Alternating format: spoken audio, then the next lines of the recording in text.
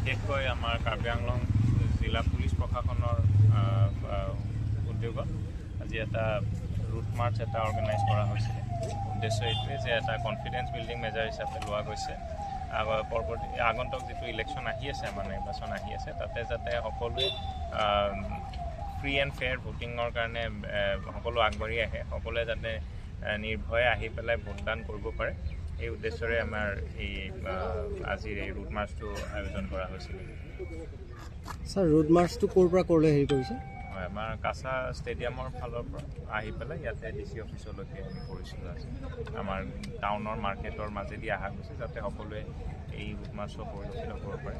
আমাৰ জ্যেষ্ঠ আৰক্ষী অধীক্ষক মহোদয়ৰ নেতৃত্বত এইটো আয়োজন কৰা হৈছিলে। रिगार्डिंग इलेक्शन को लेकर इस बार जो निरापत्ता का तरफ से तो कितना रिपोर्ट किया गया जवान?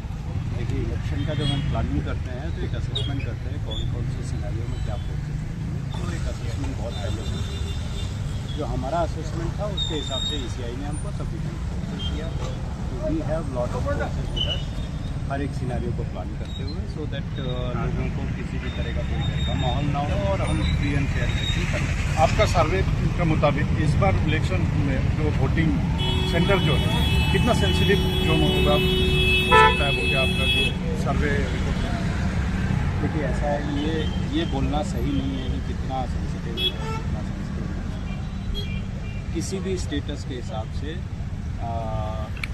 जहाँ जो सिक्योरिटी मिलना है वो security we have received and accordingly we have deployed and we will ensure कि यहाँ ऐसा कहीं सिचुएशन आने का जरूरत नहीं है। আমাৰ কিমান জৱান ভোটাৰ কৰা গৈছে এইটো আমাৰ এছপি ছাৰে ভালকৈ দিশ এটা ক'ব পাৰিব। মই এইটোৱে কওঁ যে আমাৰ এইটো এটা কনফিডেন্স বিল্ডিং মেজাৰ এটা হৈছে, যাতে উদ্দেশ্য এইটোৱে যাতে সকলোৱে নিৰ্ভয়ে ভোটদান কৰিব পাৰে, আনৰ মাজত এটা